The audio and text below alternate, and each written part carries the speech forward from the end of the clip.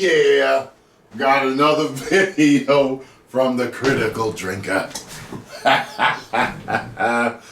You know this is going to be funny. You know what it is. Let's get it. You know, watching Top Gun Maverick the other day and thinking about what the actors and film crew must have gone through to actually capture that air combat footage, it really hammered home something that's been pissing me off about modern movies for a long time now. A phenomenon that I could best describe as CGI overload. Digital technology is advanced to the point where computers can conjure up just about anything our creative minds can imagine, from incredible alien worlds to terrifying monsters and death-defying action scenes. It's revolutionized cinema to such an extent that it's almost difficult to remember a time before it existed.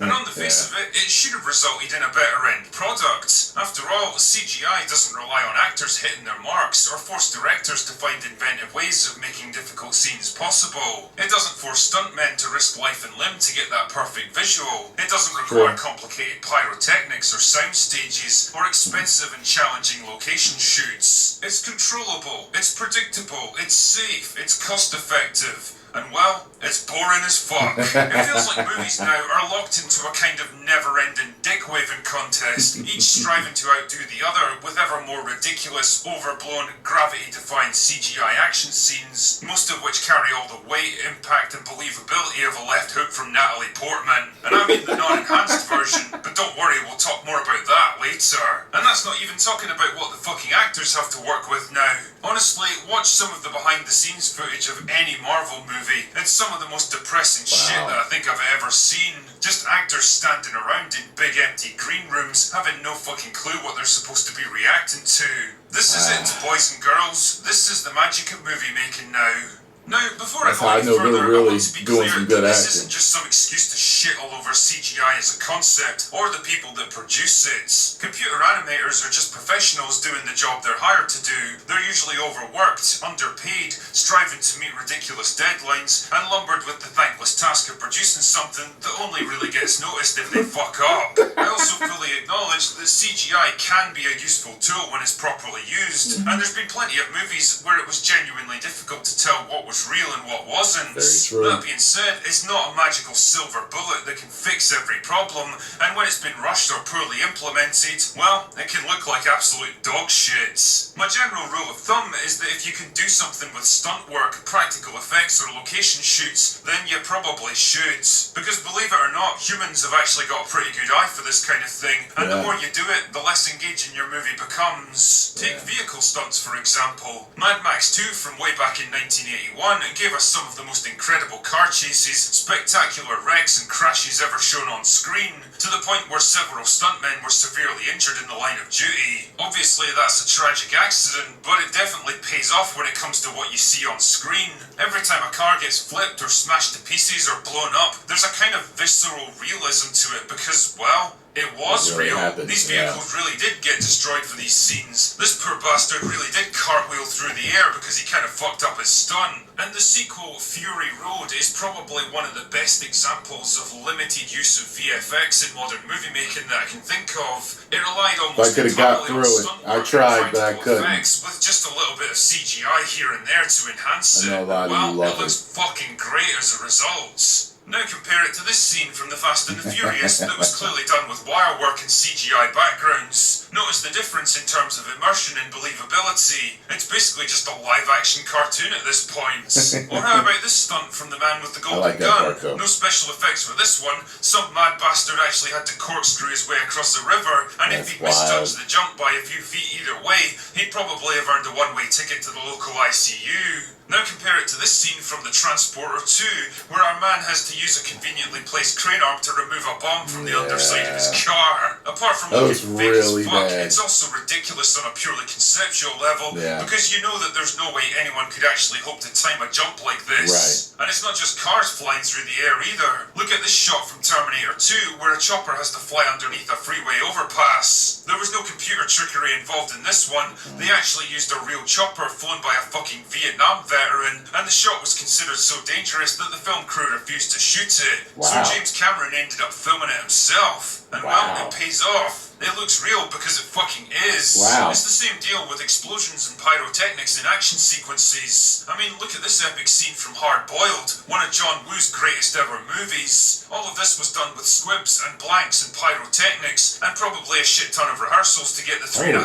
minute sequence to work. I never if saw any one Hard of these Boiled. actors had missed his mark or fucked up his lines or forgotten his next action, they would have had to start the whole scene again. How many movies today would put in that kind of effort? Or would they just use multiple cuts and highly controllable CGI explosions to produce it in the quickest, safest and most efficient way possible? But what about fist fights? Well, take a look at the subway fight from the first Matrix movie. It's an excellent back and forth fight sequence with solid choreography that doesn't outstay its welcome and actually tells a cohesive story about the shift in momentum between the two main characters. And while there's definitely wire work involved, it's still very much two actors fighting in a real physical location. Every kick and punch has actual weight behind it, and the sets look solid and convincing because they actually exist. They're not just some flat, soulless background that was composited in later. Skip forward a few years to their final battle in the Matrix Revolutions, and what do you get? A CGI Neo and a CGI Smith endlessly punching each other while flying through a CGI city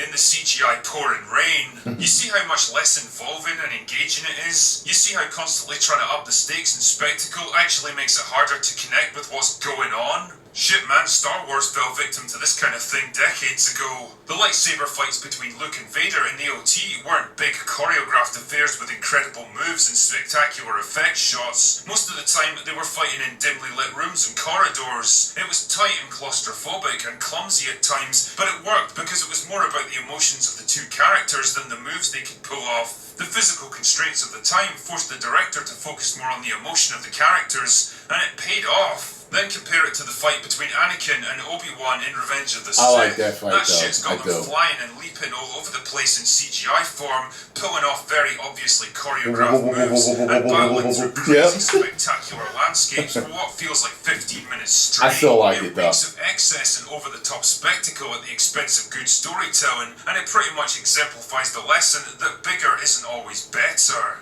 But what about creatures and monsters, you might ask? I mean, we've been fascinated with stuff like that since the dawn of cinema. What's scarier than a good monster? Well, terrifyingly bad CGI. And no, I'm not even going into the obvious stuff like the hilariously shit Scorpion King. First up, let's look at two examples from the same director, Peter Jackson, best known as the director of the Lord of the Rings trilogy. Now, the orcs from the Lord of the Rings were actually done with practical effects. This dude right here was put together with prosthetics and makeup, and I think we could all agree he looks pretty damn good. The makeup effects, the armour, the size and build, even the contact lenses on the eyes, they all add up to a pretty convincing character on screen. He's still vaguely humanoid, but monstrous and deformed at the same time, a bit like your average nightclub goer in Aberdeen. Now consider a similar antagonist from the Hobbit trilogy, made more than a decade later and relying more heavily on CGI. You see how boring and lifeless his face looks now? How there's no real detail or expression in his features, his clothes, or his overall appearance? He's just this dull grey blob that does absolutely nothing. He's not intimidating and he's not interesting, and in fact it's very obvious that he doesn't even exist. I know which one I'd rather have in my movie. Damn man, we're even using CGI on actors themselves now, like Natalie Portperson, who in reality looks like she's been on hunger strike for 3 weeks straight.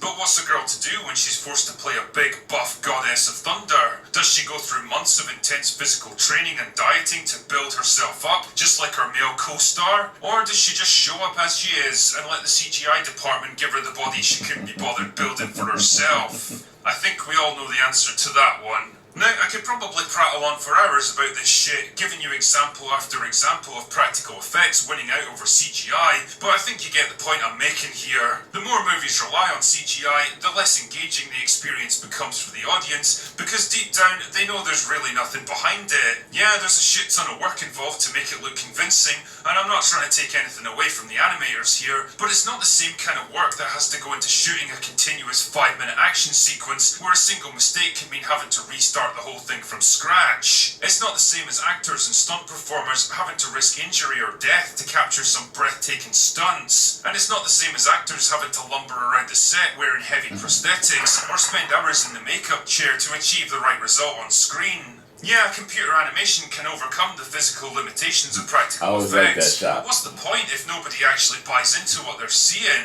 That rocket CGI smacked absolutely it. has its place in modern movie making. In fact, it's a vital weapon in the arsenal of most filmmakers now, allowing them to show things that would be almost impossible to achieve any other way. But it's not a magical solution to every problem. It's not there to turn live-action movies into tightly controlled animated features with occasional appearances Snoke was from some real damn actors. It should be used to animation. enhance practical Damn good effects, not to CGI, replace them. If you suck all of the risk and challenge and inventiveness out of movie making and try to replace it with sterile animated spectacle, then you take away the most important aspect of movies altogether, the humanity. And as far as I'm concerned, that's a price that I'm not willing to pay. Anyway, that's all I've got for today. Go away now.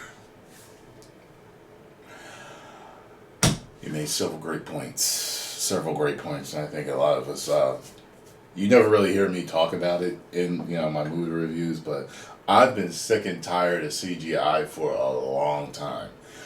Let me tell you something. The first movie that I noticed, that I can think of, where I remember like, wait a minute, that's Independence Day. The Jets. When I noticed that they were using CGI jets, they were taking off and everything. When Will Smith and the whole crew were going to battle the ship, which I knew was going to be CGI. But hey, listen, I grew up in the Top Gun days, so I thought they were going to put real flight aerial maneuvers with the CGI spaceships. They didn't. They made CGI jets and CGI ships. And that irritated me. Now I remember that bothering me for a long time. And I remember after that, few movies after that, and on, being so irritated with how bad and stupid certain CGI looked. And I knew they were doing it just because it was cheaper or safer than, and I get that. I get the whole safety thing. But sometimes it just really takes you out of the movie, man. So I think if there's a safe way to do things practically, even though it might take longer, I think always go practical if you can. Sometimes CGI is definitely better than practical, Just depends on who's doing the practical effects, Sometimes it's just like, God, that looks like a puppet. You know what I mean? So it could be bad either way, but I definitely know where the drinker's coming from. Post your comments down below. Let me know what y'all thought. Subscribe to The Drinker. Tell them Tyrone Magnus sent you. And if you enjoyed my reaction, hit the like button, subscribe, and share. Go away now.